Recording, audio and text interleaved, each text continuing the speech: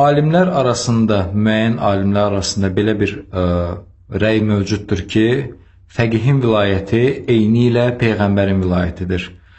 Yəni, bu rəydən belə anlaşıla bilərmi ki, fəqih Peyğəmbərə şərik qoşulur? Yəni, bu qeyd olunan məqamda. Zəhmət olmasa, bu haqda açıqlama verərdiniz. Çünki bu rəy nəticədə müxtəlif mənfi və ixtilaflı fikirlər doğurur. Zəhmət olmasın. Fəqihin vilayəti eyni Peyğəmbərin vilayətidir. Bu düzgün rəydir. Nəyə görə düzgün rəydir? Çünki fəqihin vilayəti dedikdə biz fəqihin fətva vilayətində nəzərdə tuturuq, qəzavət vilayətində, yəni səlahiyyətini də nəzərdə tuturuq. Yəni, heç bir fəqih demir ki, fəqih fətva verərkən o imamdan fərqli bir fətva verir. Deyir ki, xeyr, fəqihin fətva verməsi elə imamın elmindən, Quranın elmindən, Peyğəmbərin elmindən çıxarış eləməkdir. Dolayısıyla onların elmini çatdırmaqdır.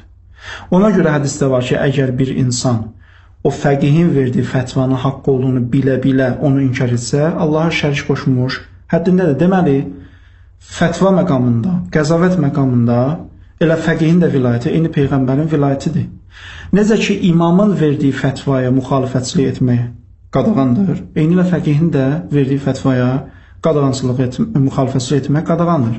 Lakin burada sual budur ki, bu ki, deyirik fəqihin vilayəti eyni imamın vilayəti kimidir, Peyğəmbərin vilayəti kimidir, bu fəqihin vilayəti hansı çərçivədədir, hansı həddədir? Yəni, bu vilayət ki, eyni Peyğəmbərin vilayətidir, bu yalnız fətva vermək və qəzavətlə məhdudlaşır, yoxsa ümumi idarəçilik işlərinə də şamildir. Bir dəstə deyir ki, fəqihin vilayəti yalnız fətva vermək və qəzavət verməkdir və bu iki vilayət eyni Peyğəmbərin vilayətidir. Lakin digər dəstəyə görəsə xeyr, fəqihin vilayətinin çərçivəsi bundan daha genişdir. Fəqih idarəçilik işlərində də səlahiyyət sahibidir və həmin idarəçilik işlərində sahib olduğu səlahiyyət eyni Peyğəmbərin, eyni imamın sahib olduğu səlahiyyətlə eynidir. Və hətta, yəni mümkündür bir dəstə desin ki, xeyr, biz ikinci rəyi qəbul etmirik. Yəni, fəqihin ümumi idarəçilikdəki səlahiyyətinin Peyğəmbərlə eyni olduğunu, Peyğəmbərin səlahiyyətlə eyni olduğunu qəbul etmirik.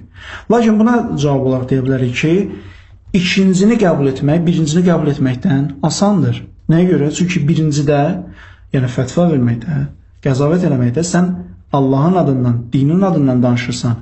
Əgər Allahın adından danışmaq, dinin adından danışmaq, mənsumların adından danışmaqda müxalifətçilik qadağandır və həmin səlahiyyət eyni imamın səlahiyyətidirsə, o zaman şərti işlərdə, şərti qanunvericilikdə, şərti idarəçilikdə bu səlahiyyətə sahib olmaq heç də qəbahətli bir şey deyil.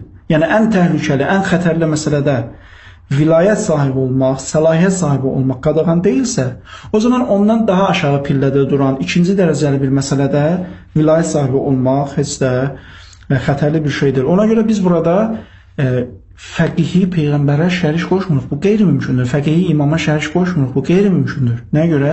Çünki fəqihə o səlahiyyəti verən imamdır. İmam deyir ki, mən onu təyin etdim.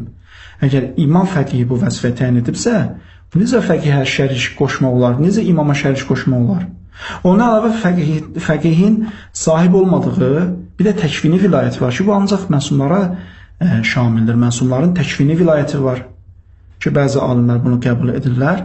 Lakin fəqihlərdə bu təkvini vilayət yoxdur. Ona görə bu məsələdə yəni anlayış ki, fəqihin ümumi idarəçiliyini, ümumi səlahiyyətini qəbul etmək və bunun Peyğəmbərlə eyni səlahiyyətdə olduğunu düşünmək, bunu imamlara, Peyğəmbərə şərik qoşmaqdır. Fikrimcə bu nəticə yanlışdır.